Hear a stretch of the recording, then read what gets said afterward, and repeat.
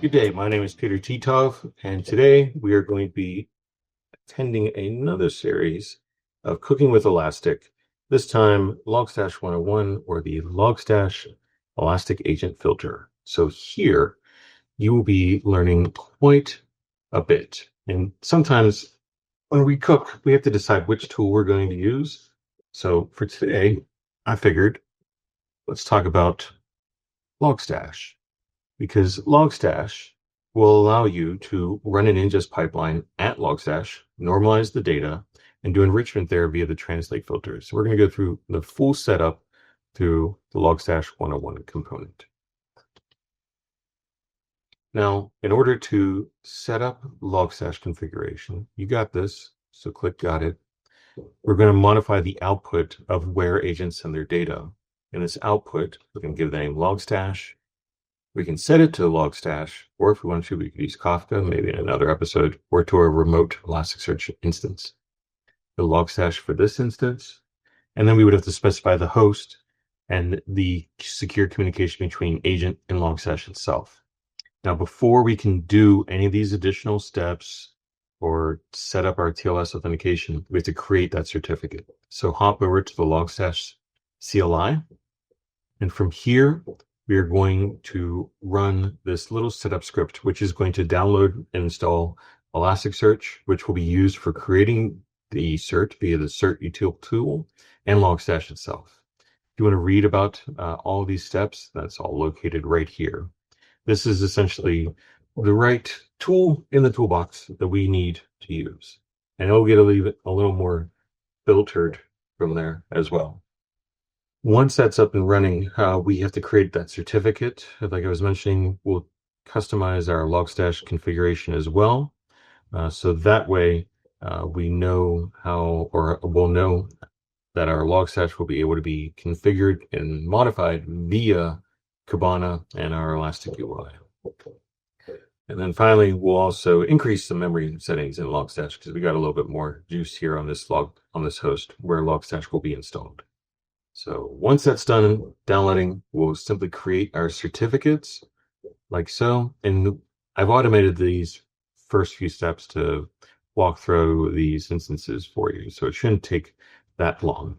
Right now, we're just waiting for the download to complete.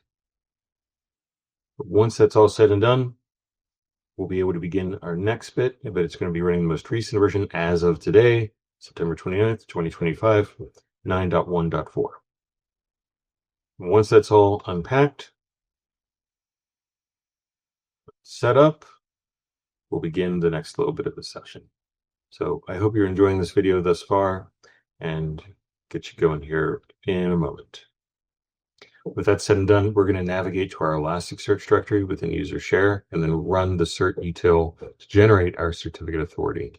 If you have your own certificate authority, please use that for this step. It generates the Elastic Stack ca.zip file for you, and it leaves it in that directory. Next thing we have to do is unzip the file. So unzip and we'll create the directory ca, or excuse me, the folder ca, and go to it from there. Next, we need to run, this is more of a trial run to generate our cert for a name of a client, which eventually will be Logstash, using our ca cert and our ca key in PEM format. Run that. It creates certificate-bundle.zip. But for a true certificate, we want to specify the host name, the IP address, etc. So we need to know what the IP address is for this next step. There's two ways of doing this, the easy way and the hard way. The hard way, still relatively easy, is finding out what the IP address is assigned and then applying it at this little bit where it says replace me with your IP. Or you can automate steps 3 and 4 by simply pressing this run button. That gets the IP, creates the file that we need, the logstash.zip file. It says you may proceed to step G. So once you do that, press enter to finish.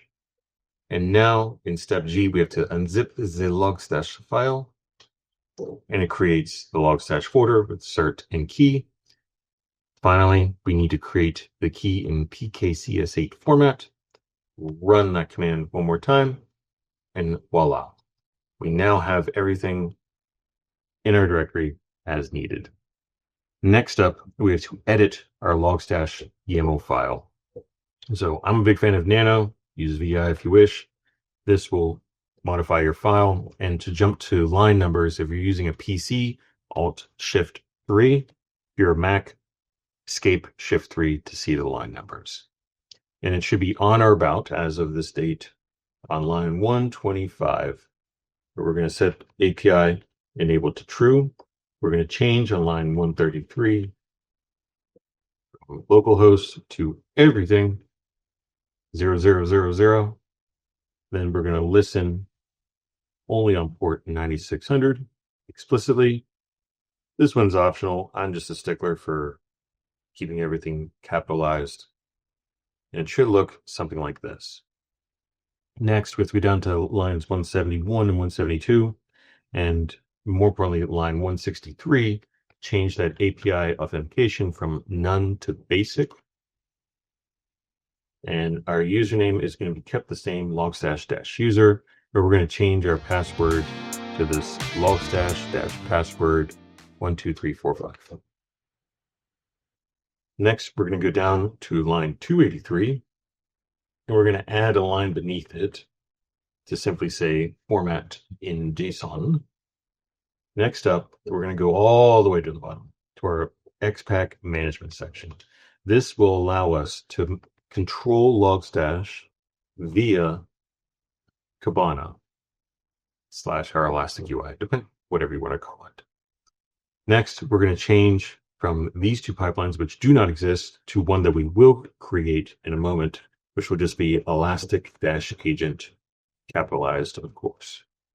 Next up, we're going to add our Logstash username, which is logstash-user, and then our password, which was logstash with capital L dash password dash same combination as my luggage 12345.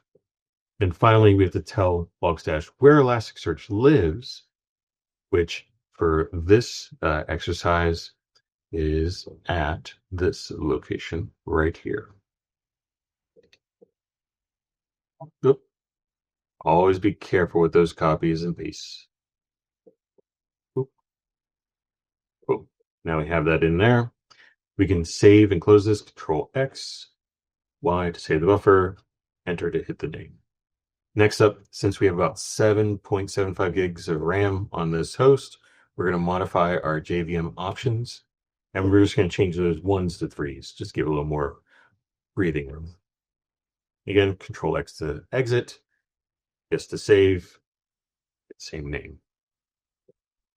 Finally, we have to move our certificate files to our Logstash directory. Just good form. You could move it wherever you wanted to, as long as it's pointed out in the pipeline.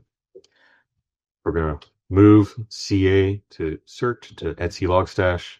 Same with the logstash cert and the logstash pkcsa key.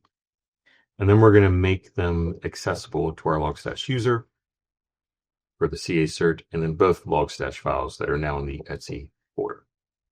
This concludes this branch of our Logstash 101. I will see you in the next chapter. Go ahead and click next.